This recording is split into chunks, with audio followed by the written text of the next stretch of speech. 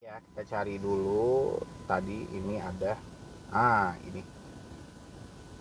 ini saya munculkan di layar Anda ya, biar semuanya bisa melihat dan juga bisa memahami.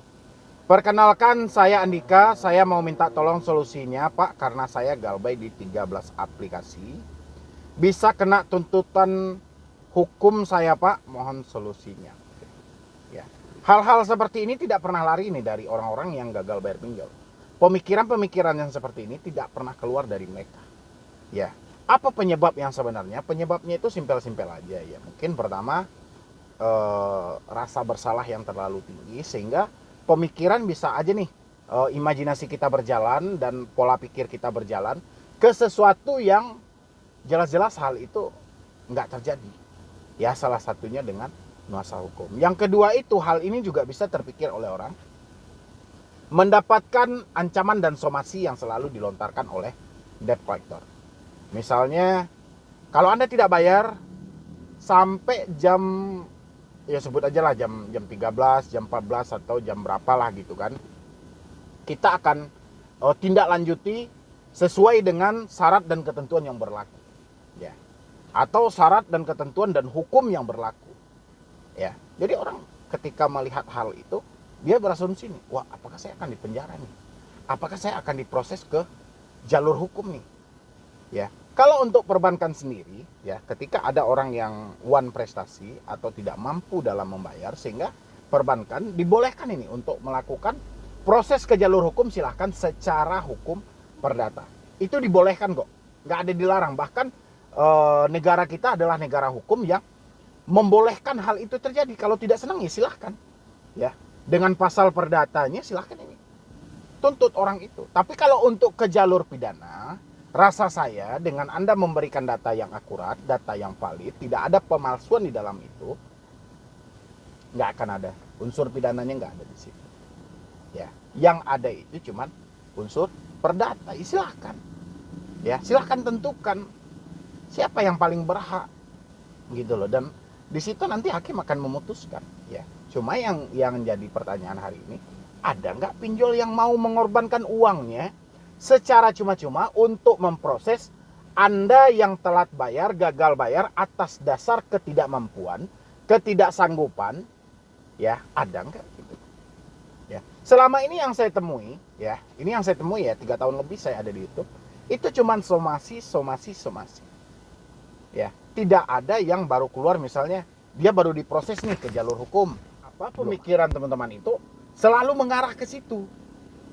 Ya, kalau saat ini memang oke, Anda gagal bayar nih, tidak mampu bayar, misalnya ada nih, taruhlah kita bilang 13 aplikasi, kan lumayan banyak gitu. Ya, harusnya yang kita lakukan dalam posisi ini yang paling pertama itu kurangi tingkat kepanikan kita, stresan. Kita anggap oke nih, memang kita saat ini nggak mampu bayar kan, mungkin terkendala karena duit nggak ada, pemasukan nggak ada, ya oke. Berarti yang harus kita fokuskan adalah kayak mana kita tetap berusaha dan bekerja. Karena hidup terus berjalan nih. Hidup bukan berhenti karena galbay, bukan tidak.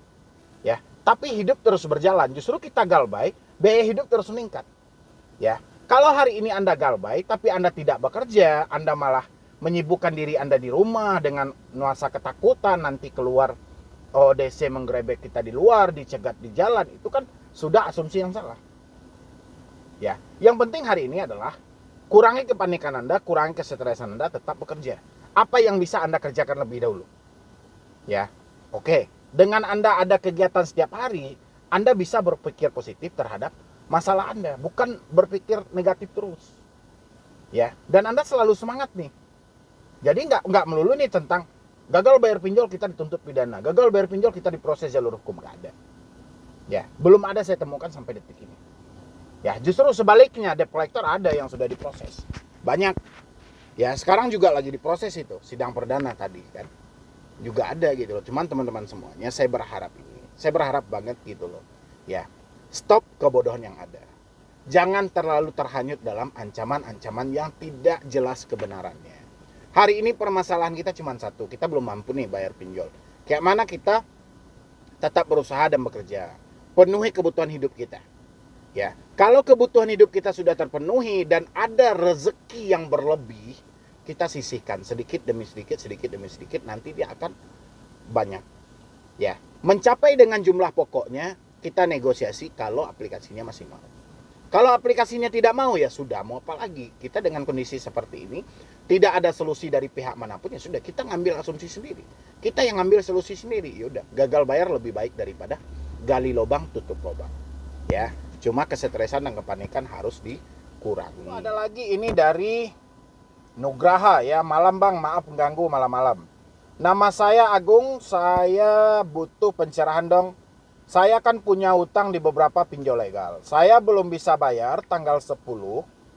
Saya belum bisa bayar, usaha saya lagi kacau, Bang. Saya baru punya uang tanggal 10. Jika saya ditelepon terus-menerus, saya harus angkat atau tidak? Dan jika tidak ada WA yang WA saya perlu jawab atau tidak?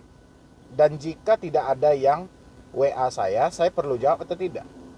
Dan ada kemungkinan nggak sebelum tanggal 10 ada DC ke rumah. Aplikasinya cuma minta akses kamera sama lokasi. Mungkin nggak akan WA keluarga atau nomor yang ada di HP saya. Terima kasih. Saya susah tidur Bang, kepikiran terus. Ya susah tidur itu akibat stres. Ya, akibat stres. Karena Anda terlalu memfokuskan dengan hal-hal yang seperti itu. Hal-hal yang tidak seharusnya Anda pikirkan, Anda malah memikirkan hal-hal itu. Ya, ini kan sudah tidak sepantasnya Anda pikirkan itu. Yang perlu Anda fokuskan adalah kayak mana Anda bisa mencari uang, ya, terus bekerja. Ya kalau memang tanggal 10 ya nggak ada masalah. Ya, habis itu lagi pertanyaan Anda, apakah kita harus mengangkat telepon? Ya, itu kembali ke diri Anda. Anda mau ngangkat atau tidak? Banyak orang yang tidak mau ngangkat telepon. Pertama, tidak ada solusi ketika dia mengangkat telepon. Ya, justru ketika mereka ngangkat telepon, mereka dicaci maki, mereka dihina. Jadi rasanya percuma. Makanya orang-orang itu malas berkomunikasi dengan debt collector. Karena tidak ada solusi. Ya, yang mereka butuhkan itu adalah solusi yang terbaik. Tapi enggak. Ini orang lagi ngaji ya karena mau maghrib.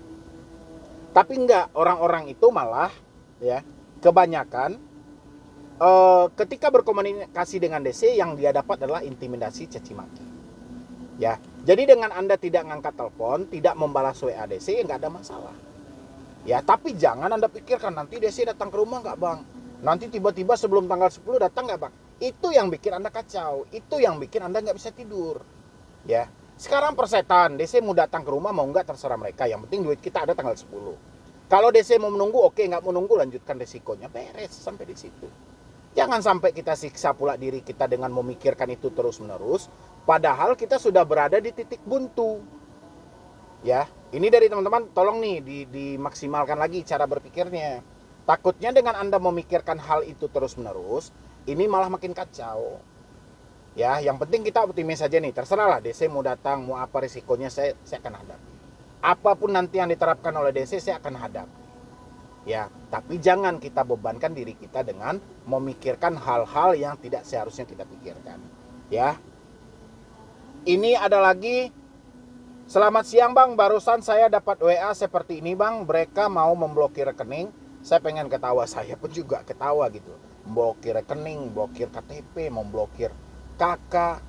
Si DC sudah halu terlalu tinggi gitu loh. Debt collector pinjol nih banyak membangun drama gitu loh, tapi mereka selalu berhasil buat menakut-nakuti para debitur, ya.